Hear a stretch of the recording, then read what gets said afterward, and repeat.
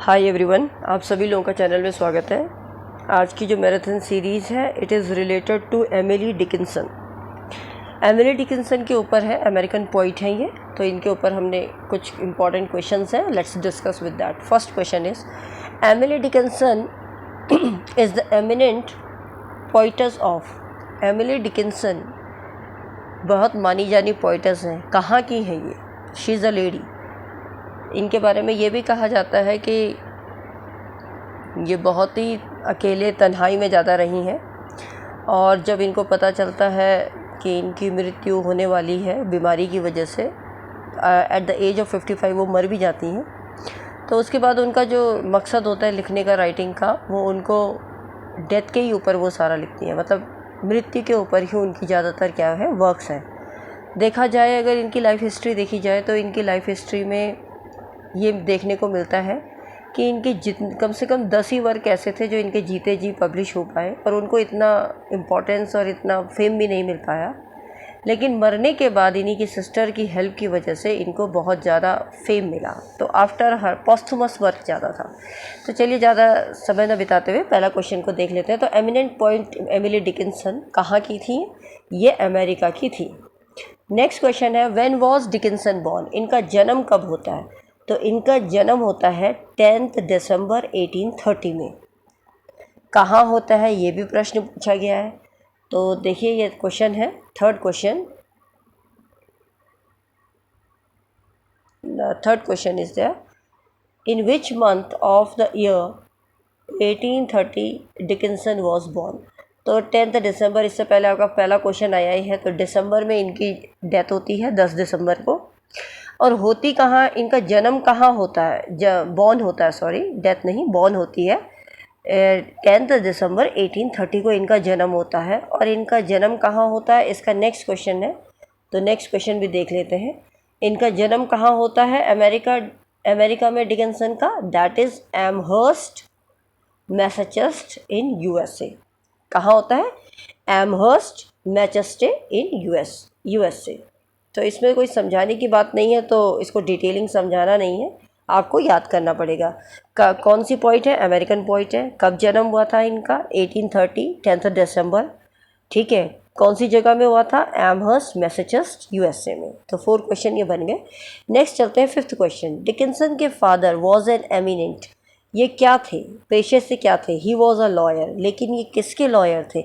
अगर आपको याद आए तो ये विग लॉयर थे। विग आप जानते हैं कम्युनिटी होती है, एक रिलीजियस कम्युनिटी थी, उसके क्या थे, ये लॉयर थे। ठीक है, नेक्स्ट क्वेश्चन आता है, question number 6। She was educated eight. इनकी एजुकेशन कहाँ हुई? अब एक्चुअली क्वेश्चन ये है भाई, स्कूल है, ननरी है, होम है, और नन ऑफ दिस है। तो क्वेश्चन को इन्होंने ज़्यादातर इस तरीके से पूछ लिया है कि ज़्यादातर इनकी एजुकेशन कहाँ हुई। ये ज़्यादातर अकेले रहना ज़्यादा पसंद करती थी, अपने घर में ही ज़्यादा रहती थी, तो इसलिए भी यहाँ पर होम ऑप्शन बन के आता है। और देखा जाए तो ये अपने ही टाउन में ही रही। एमहर्स्ट एकेडमी जो इन्हीं का था, उसी से उन्होंने अपनी एजुकेशन करी। ये अपने माँ बाप के ही घर में रहती हैं, और वहीं इनका जन्म भी होता है, वहीं इनका मरण भी होता है, क्योंकि ये शादी नहीं करती हैं, उसी घर में रहती हैं। ठीक है, तो इसीलिए इनकी जो एजुकेशन है वो अपने ही होम टाउन, अपने ही घर में, दैट इज़ होम में है। ठीक है, नेक्स्ट क्वेश्चन है शी वॉज डैश गर्ल। किस प्रकार की वो लड़की थी? तो येस ऑफकोर्स, अकेला तन्हाई वाला जीवन वो जीती थी, लेकिन वो एक्टिव तो थी, क्योंकि उनको राइटिंग का बड़ा शौक था। तो शी वॉज एक्टिव यहाँ पर इसका सही उत्तर बन के आएगा। नेक्स्ट क्वेश्चन चलते हैं, question number 8। Who was the family member of Dickinson could understand her very well. इनकी फैमिली में कहा जाता है इनके फादर लॉयर थे, मदर भी वैसी हाउस होल्ड थी। और अगर मदर फादर की बात करें तो एमिली डिकिंसन का उनकी तरफ कोई ज़्यादा झुकाव नहीं था, इन द सेंस कि माँ बाप ज़्यादा समझ नहीं पाते थे, उनको ऐसा लगता था। लेकिन उनके फैमिली मेम्बर में एक सदस्य ऐसे थे जो एमिली डिकिंसन की हर एक फीलिंग को समझते थे बहुत अच्छी तरीके से, ये किस प्रकार की लड़की है। तो वो थे उनके एल्डर ब्रदर। वो उनके एल्डर ब्रदर रहते हैं, और उनका एल्डर ब्रदर का नाम भी आपको कभी एग्ज़ाम में पूछ लिया जाए, मतलब उसके एल्डर ब्रदर उसके तरह रहते थे, उनके फ्रेंड की तरह अपने भाई को रखती थी, मतलब फ्रेंड जैसे रिलेशन रखते थे। भाई था लेकिन बहुत फ्रेंड जैसा भाई, तो इसीलिए वो उसको बहुत अच्छी तरीके से समझ पाया कि ये एमिली डिकिंसन का बिहेवियर कैसा है। तो उसके भाई का नाम क्या रहता है, एमिली डिकिंसन के ब्रदर का नाम रहता है, आप लिख लीजिए चाहे William Austin Dickinson, William Austin, AUSTIN, William Austin Dickinson. तो ये उनके भाई का नाम रहता है। अगर सपोज़ पूछ लिया जाए तो आपको याद रह सकता है, आ सकता है एग्ज़ाम में, तो आपको लिख लोगे आप। चलिए नेक्स्ट चलते हैं। नेक्स्ट है क्वेश्चन नंबर 9। इसमें पूछा गया डिकिंसन किस प्रकार की लड़की थी बाय नेचर। तो वो शर्मीली भी नहीं थी, दुर्व्यवहार की भी नहीं थी, बेकार भी नहीं थी। वो एक्चुअली बड़ी ही सेंसिटिव थी, इमोशनल थी, सेंसिटिव टाइप की पोइटस थी, राइट। नेक्स्ट क्वेश्चन है she enjoyed the company of. इनको किसकी कंपनी ज़्यादा पसंद आई, जिनको इन्होंने एन्जॉय भी किया, ठीक है। तो इन्हें किसकी दोस्ती ज़्यादा पसंद आई, इनको एक्चुअली बेंजामिन फ्रैंकलिन करके एक थे। जब ये 18 साल की रहती हैं, लिख ले, ये देख लीजिए पहले, बेंजामिन, पूरा नाम इनका है बेंजामिन फ्रैंकलिन, FRANKLIN, फ्रैंकलिन, ठीक है। तो न्यूटन, फ्रैंकलिन न्यूटन है ये। तो ये जब 18 साल की थी तो इनके फैमिली, मतलब ये डिकिंसन के फैमिली की दोस्ती हो जाती है। एक यंग अटॉर्नी लॉ असिस्टेंट रहता है, ये लॉ असिस्टेंट, लिख लीजिएगा। इनका नाम बेंजामिन फ्रैंकलिन न्यूटन रहता है। और ये बेंजामिन जो डिकिंसन के एक तरीके से हम कह सकते हैं as a tutor, as a master, वो उनको बहुत अच्छा पसंद करती थी। तो उनके मतलब देखा जाए तो वो क्या थे, एक ट्यूटर और मास्टर की तरह उनको रखते थे, मतलब वो थे उनके। तो इसीलिए अगर हम पूछा जाए, एग्ज़ाम में क्वेश्चन आ जाए कि डिकिंसन किसके साथ, किसकी कंपनी में ज़्यादा रहना पसंद करती थी, तो वो बेंजामिन की कंपनी में रहना ज़्यादा पसंद करती थी। नेक्स्ट है क्वेश्चन नंबर है 11th। Who guided Dickinson in her poetry. और पोइट्री में, उनकी पोइट्री में मदद भी कौन करता है, अभी हमने बोला ऊपर मास्टर थे, गुरु थे, ट्यूटर थे, तो बेंजामिन फ्रैंकलिन न्यूटन ही उनको उनकी पोइट्री में मास्टर करते थे, मतलब उनको वहाँ करेक्ट करते थे जहाँ उसकी जो पोइट्री है वो ढंग से लिख सके। नेक्स्ट क्वेश्चन भी इसी से रिलेटेड है। Who was Benjamin F Newton. Actually ये पेशे से क्या थे, तो पेशे से ये एक कानूनी सहायक थे, तो he was a law assistant. क्या थे, कानूनी सहायक। नेक्स्ट क्वेश्चन आता है question number 13। Dickinson nursed her bed ridden dash for 7 years। Dickinson ने किसको, जो बिस्तर पे पड़ गई थी 7 साल के लिए, उनकी क्या करी, सेवा करी। तो 7 साल के लिए इनके घर में कौन ऐसा रहता है जो बेड पे पड़ जाता है, तो इनकी मदर रहती है। जब इनके फादर की मृत्यु हो जाती है 1874 में, उसके बाद इनकी माँ को, अभी नेक्स्ट क्वेश्चन वही आएगा तो मैं बताती नहीं हूँ, तो इनकी मदर क्या होती है, बेड रिडन हो जाती है। इसके बाद कारण वो दूसरे क्वेश्चन में यही पूछा गया है, 14 क्वेश्चन में है। Her mother was suffering from. उनकी माँ किस चीज़ से पीड़ित थी, तो जब उनके डिकिंसन, एमिली डिकिंसन की पापा की मृत्यु 1874 में हो जाती है, तब उनकी माँ को एक स्ट्रोक आता है, अटैक आता है, जिससे उनको पैरालाइज हो जाता है। इस वजह से वो बेड रिडन हो जाती है। शी लव्ड, शी यहाँ पर किसके लिए कहा गया है, एमिली डिकिंसन के लिए कहा गया है। She lived a life of dash seclusion. Seclusion का मतलब होता है तन्हाई, अकेलापन। तो अकेलापन वो क्यों रहती थी, कोई मजबूरी नहीं थी, वो उनकी स्वेच्छा थी, वो वॉलेंटरी रहना चाहती थी, उनका मन था मैं अकेले रहूं, इसीलिए वह स्वेच्छापूर्ण तन्हाई में रहती थी। नेक्स्ट क्वेश्चन है क्वेश्चन नंबर 16 को देख लेते हैं। Dickinson loved dash very much. Dickinson किसको बहुत ज़्यादा प्यार करती थी, तो डिकिंसन ऑटिस पी लॉर्ड को बहुत ज़्यादा प्यार करती थी। इनका जो थोड़ा सा मैं एक्सप्लेन कर दूं, एक्चुअली जब जो ऑटिस फिलिप करके है इनका नाम, वो ऑटिस पी है। ऑटिस पी का मतलब है ऑटिस फिलिप लॉर्ड, ये फिलिप है, PHILLIP, फिलिप। ये एल्डरली जज रहते हैं मैसाचुसेट्स में, सुप्रीम जुडिशियल कोर्ट में।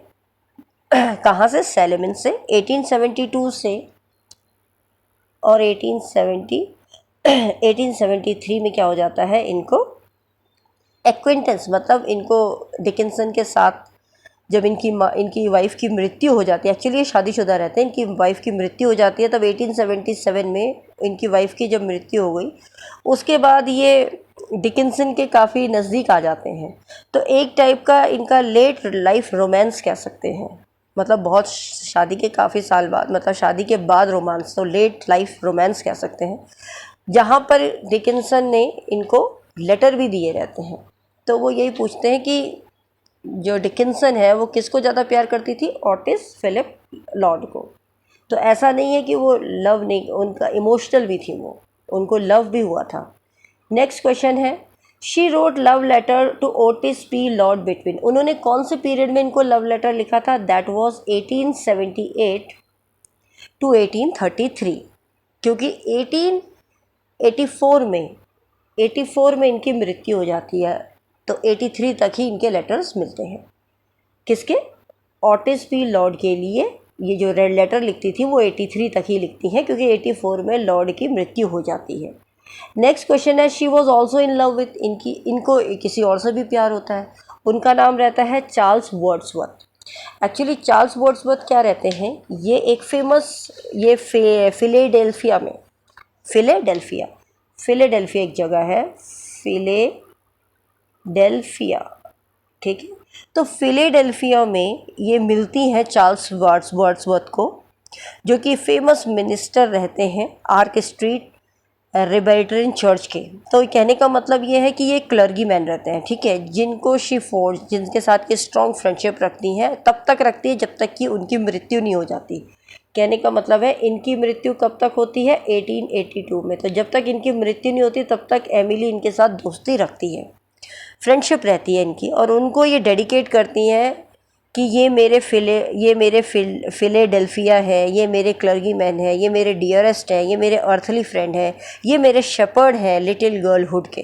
तो इस तरीके से उन्होंने कुछ टाइटल्स इनके लिए दिए रहते हैं, ठीक है। तो यहाँ से पता चलता है ये इनसे भी क्या करती थी, प्यार करती थी।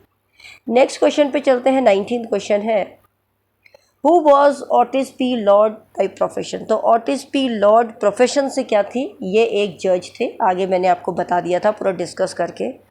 Actually today my health is not well, that is why I am dictating it, मतलब बहुत जल्दी भी नहीं करा रही हूँ, आपको समझ में तो आ ही रहा होगा, बहुत सरल भाषा में ही समझा रही हूँ। तो अगर आपको कहीं कुछ आवाज़ में कुछ वो लगे तो आप फीडबैक ज़रूर दीजिएगा, है ना। So let's have a look. तो देखते हैं क्या है, why who was Otis P Lord by profession. तो ये क्या थे, सुप्रीम कोर्ट के क्या रहते हैं, जज रहते हैं। अभी आपको मैंने आगे क्वेश्चन में समझा दिया है। नेक्स्ट क्वेश्चन चलते हैं क्वेश्चन नंबर 20 पे। Let's have a look, who was Charles Wordsworth. Charles Wordsworth कौन थे, अभी मैंने आपको थोड़ी देर पहले बताया, शादीशुदा थे, क्लर्गी मैन थे। क्लर्गी मैन आप जानते ही हैं, जो पुजारी होते हैं चर्च में। Home Dickinson calls my closest early friends, मैंने आपको टाइटल भी दिया था, ये किस किस नाम से वर्ड्सवर्थ जी को बुलाती थी, चार्ल्स वर्ड्सवर्थ जी को। तो मेरे गुड फ्रेंड, मेरे अर्थली फ्रेंड, इस तरीके से। तो ये किसको डेडिकेट किया था इन्होंने, माई चार्ल्स वर्ड्सवर्थ जी को। 22 क्वेश्चन है आपका, who is regarded as hopelessly beloved person in her life. Hopelessly का मतलब होता है निराशाजनक रूप से कोई भी प्रिय व्यक्ति, निराशाजनक। तो वो थे सैमुअल बाउल्स। क्या थे, सैमुअल बाउल्स।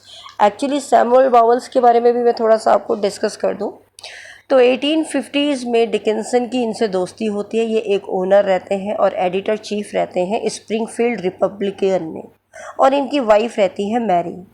ये विज़िट करते हैं डिकिंसन को कई सालों के लिए, मतलब कई साल तक रेगुलरली उनसे मिलते रहते हैं। इसी पीरियड में एमिली इनको बहुत सारे लेटर्स और कम से कम 50 पोएम्स भेजती हैं। तो इनकी जो फ्रेंडशिप है वो इनको क्या करती है, ऑलमोस्ट इंटेंस राइटिंग लिखने को मजबूर कर देती हैं। और बाउल्स जो है इनकी कुछ ही पोएम्स को क्या करते हैं, अपने जर्नल में पब्लिश करते हैं। तो सैमुअल बाउल्स इसीलिए होपलेसली बिलवड, इसीलिए निराशाजनक, क्योंकि चाहे तो ये सभी कर सकते थे, लेकिन इन्होंने कुछ ही पोएम्स करी, तो इसीलिए इसको निराशाजनक रूप से प्रिय व्यक्ति कहा गया। किसको, सैमुअल बाउल्स को। Moving on to 23rd question, Dickinson became a dash by choice. अब डिकिंसन अपनी चॉइस से क्या बनी, रेकलेस बनी। रेकलेस भी आप जानते हैं कोई भी इंसान जो क्या हो, सॉलिट्यूड, अकेलेपन को पसंद करना चाहता हो, उसको कहते हैं रेकलेस। ठीक है, रेक्लूस कह दो। Question number 24, Dickinson is considered a great poet of America of dash century. ये कंट्री नहीं आएगा यहाँ, सेंचुरी। कौन सी सेंचुरी के हैं, तो ये 19th सेंचुरी की है। और ये मेटाफिजिकल पॉइंट से बहुत ज़्यादा प्रभावित भी हुई थी। अगर क्वेश्चन आ जाए इससे रिलेटेड तो आप ये भी लिख सकते हैं कि she was very much influenced by the metaphysical points. और 19th सेंचुरी की ये क्या रही हैं, अमेरिका की बहुत महान पॉइंट रही हैं। शी लॉन्ज्ड फॉर पोइटिक का मतलब होता है काव्यात्मक सहानुभूति की जो लालसा थी वो किसकी प्रति थी, इनकी सहानुभूति। तो सहानुभूति थी, दैट वॉज सिंपैथी। तो कहने का मतलब है इन्हें किससे ज़्यादा काव्यात्मक सहानुभूति की लालसा थी, सिंपैथी। पोइटिक इनकी सिंपैथी, सहानुभूति से थी। इनकी काव्य जो अगर आप अभी कविताएं देखें तो वो सहानुभूति पे बहुत ज़्यादा रिलेटेड है। क्वेश्चन नंबर 26 में देखिए, it seems that she existed in. ये देखने को मिलता है कि वो उनकी जो अगर हम इनका राइटिंग स्टाइल देखें तो हमें कई कई जगह पे डॉट डॉट मिलता है, कहीं पे डैश मिलता है, कहीं पे हैश मिलता है, तो कुछ खालीपन सा लगता था, तो वैक्यूम। तो इट सीम्स इनकी जो राइटिंग स्टाइल है वो खालीपन है, खाली है, शून्य है, कुछ चीज़ आगे लिखी नहीं है, डॉट डॉट करके छोड़ दी। अलग ही राइटिंग स्टाइल थी जहाँ ग्रामर का कोई मतलब नहीं था, कोई ग्रामेटिकल रूल्स तो फॉलो ही नहीं थे, ना पंक्चुएशन था। इस टाइप का इनका राइटिंग स्टाइल देखने को मिलता था जो बहुत ही विचित्र और अलग ढंग से था।